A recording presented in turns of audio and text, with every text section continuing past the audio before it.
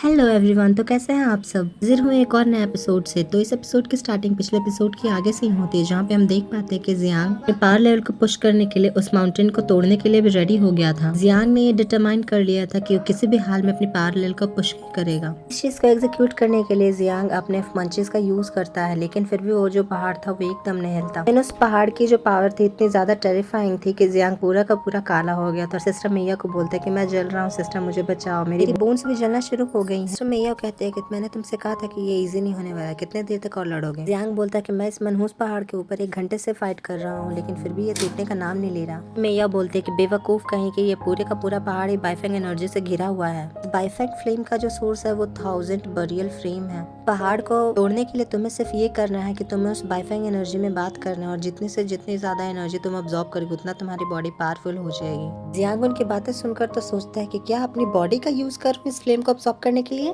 Sister मैया बोलते हैं कि हाँ, और ये जो फ्लेम है जो अभी अभी तुमने टच किया, जैसे ही तुमने टच किया तुम्हारी बॉडी मेल्ट करना शुरू हो गई, इसीलिए मैंने तुमसे कहा था ये कोई इजी नहीं है। इसी कारण की वजह से जो सेकंड लेवल है वो बहुत ही ज्यादा टफ माना जाता है, तुम्हें क्विट कर देना चाहिए। लेकिन तभी हम देखते हैं कि जियांग अपने पैर पर टकते हुए बोलता है कि नहीं, मैं क्विट नहीं करूंगा। मैं इतना भी ज्यादा वीक नहीं कि एक छोटे से लेवल को मैं पूरा ना कर पाऊँ, ये तो बस एक छोटा सा लेवल ही है, और तो और सेकंड लेवल को पार करने में मुझे कोई दिक्कत नहीं आती, इसी वजह से मैं रिट्रीट करने से मना करता हूँ। एंड हम भी यहाँ पे देख पाते हैं कि जियांग अपनी लाइटिंग स्पीड का यूज करते हुए माउंटेन के ऊपर क्लाइंब करने लगता है ताकि वो टॉप के ऊपर पहुंच सके। जियांग सिस्टर बायू से हेल्प मांगते हुए बोलता है कि सिस्टर बायू, आपके पास तो यन बॉडी है, तो आपको जरूर कुछ पता होगा जिस तरह से आप मेरी मदद कर सको। तभी सिस्टर बायू जियांग के ऊपर एक फायर प्रोटेक्शन स्पेल लगा देती हैं और बोलती हैं कि ये स्पेल बहुत ही कम टाइम के लिए होगा, इसलिए तुम्हें जल्द ही वापस आना होगा। जियांग कहता है कि मुझे खुद के ऊपर विश्वास है, मैं सिस्टर बायू की हेल्प के बिना भी यहाँ जा सकता था। अपने इसी लफ्ज के साथ वो छलांग लगा देता है उस माउंटेन के कोर में। अंदर जाते जाते वो बोल रहा था कि मैंने जिया से प्रॉमिस किया है कि मैं उसके वादे को नहीं तोड़ूंगा। मैं उस जैसी प्यारी बंदी को टियानुआ जैसे बंदे के साथ कैसे जाने दे सकता हूँ। क्या सब कहते साथ ही वो उसके अंदर छलांग लगा देता है, जिसके साथ ही वो दर्द के मारे चिल्लाना शुरू कर देता है, जिसकी आवाज को सिस्टर मैया भी सुन लेती हैं और कहते हैं कि ये बेवकूफ हमेशा बेवकूफ ही होगा। दोनों कहते हैं कि अगर तुम आग से खेलोगे तो ये तो लाजमी है कि तुम जल ही जाओगे। इसके बाद टाइम यहाँ से बढ़ता है और हम लोग लगभग 7 दिनों बाद का सीन देख पाते हैं, जहाँ जियांग के शरीर पूरा जल चुका था। उसकी बॉडी पे जगह जगह पे क्रैक्स बने हुए हम देख पाते हैं। सब देख के सिस्टर मैया बोलते हैं कि जियांग, तुमने मुझे फिर से सरप्राइज किया है, तुम पूरे के पूरे 7 दिनों तक इसमें रहे और बाइफेंग एनर्जी को अब्सॉर्ब किया। जियांग बोलता है कि मैं इतनी जल्दी हार नहीं मानने वाला। जियांग की ऐसी हालत देखकर तो सिस्टर मैया बोलती हैं कि खुदा का शुक्र है कि तुम जिंदा बच गए, तुम्हारी मेरिडियन शैटर हो चुकी है, हालांकि तुम अभी भी कंपटीशन में पार्टिसिपेट कर सकते हो।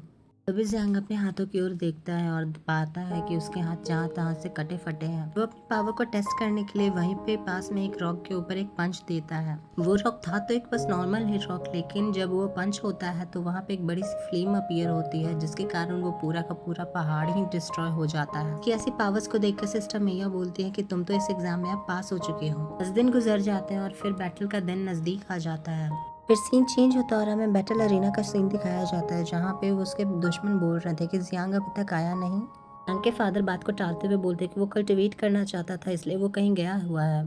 टियानुआ मजाक उड़ाते हुए बोलता है कि शिन फैमिली सच में बहुत ही ज्यादा फनी है। अगर मुझे इसके बारे में पता होता तो मैं उस दिन बैट लगाता ही नहीं, साउथ मार्शल किंगडम को मैंने बचा लिया होता उस जोक से। वहीं पे लोग बातें बनाने बोलते कि हाँ, ये जियान रह गया। शिन जियांग एंट्री लेते हुए बोलता है कि तुम लोगों को क्या लगता है कि हर एल्केमिस्ट का स्टैंडर्ड मेरी तरह होता है? इसके साथ ही टियानुआ बोलता है कि तो तुम भगोड़े आदमी यहाँ पे वापस आ गए अपना मुंह लेके। जियांग भी उसकी बेइज्जती करते हुए बोलता है कि मैं क्यों नहीं आता, तुम इतनी दूर से मेरे से हारने के लिए आए हो, इतना तो फर्ज बनता है मेरा। उसके फादर भी सोचते हैं कि लगता है जियांग ने कुछ प्लानिंग की है। वहीं जियांग मन ही मन उन दोनों को थैंक यू बोलता है कि अगर वो दोनों नहीं होते तो मैं टाइम पे नहीं आ पाता। इसी के साथ हमें 3 दिन पहले का सीन दिखाया जाता है। जियांग बहुत ही ज्यादा इंजर्ड हो गया था और दोनों सिस्टर्स ने उसका केयर किया था। सिस्टर में यह बोलती है कि तुम्हें अपना वजन कम करना चाहिए, तुम कितने ज्यादा भारी हो। उन्होंने लिटरली जियांग को अपने बैग के ऊपर होल्ड किए हुए था। तभी जियांग को होश आता है, वो बोलता है कि सिस्टर में ये हम लोग कहाँ हैं और ये जगह कौन सी है। जिसके साथ ही गलती से ही जियांग सिस्टर मैया का गला चोक करना शुरू कर देता है। सिस्टर मैया बोलती है कि बेवकूफ दूर हटो मेरे से, हमारी बॉडी अभी अनस्टेबल है उस एनर्जी को अब्सॉर्ब करने की वजह से। बायू बोलते हैं कि तुम्हें उस एनर्जी को अपने अंदर कंडेंस करना होगा और लकीली मुझे एक ऐसी जगह पता है। सिस्टर मैया बोलते हैं कि क्या तुम गेस कर सकते हो। तभी वो दोनों उस जगह पे पहुंच जाते हैं जिसका नाम था इमोर्टल डीमन पॉन्ड। क्या बोलते हैं कि ये वही जगह है जहाँ पे तुम अपनी एनर्जी रिकवर कर सकते हो और अगर तुम चाहो तो तुम अपनी बाइफाइंग एनर्जी को भी कंडेंस कर लोगे। तो ऐसा कहते साथ ही वो जियांग को उठाकर उस पॉन्ड के अंदर फेंक देती। जियांग को बिल्कुल भी नहीं लगा था कि मैया उसके साथ ऐसा करेंगे। तभी वो पॉन्ड में गिरते हुए अपने आप को पाता है कि वो डूबने वाला है। उन दोनों से हेल्प मांगता है कि क्या आप दोनों मुझे मारना चाहती हो।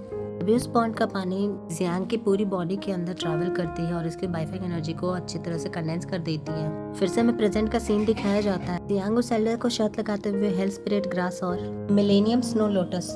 एल्डर बोलता है कि तुम चिंता मत करो, योर फैमिली पे पीछे नहीं हटने वाली, हम बेट करते हैं। Millennium beast pill, dry when fruit, दोनों साइड ही काफी ज्यादा कमाल के ट्रेजर्स दांव पे लगाए गए थे। वहीं पे हम देख पाते हैं कि पिल्टार के हेड भी यहाँ पे मौजूद थे और वो अल्केमी कंपटीशन करवाने के जज थे। विटियानहुआ बोलता है कि जियांग हारने के लिए रेडी रहो। हमारा जियांग भी बोलता है कि तो मैं तुमसे डरता हूँ क्या, आ जाओ लड़के देख लो। और इसी के साथ ये एपिसोड एंड होता है। मिलते हैं आपसे नेक्स्ट वीडियो, तब तक के लिए बाय बाय।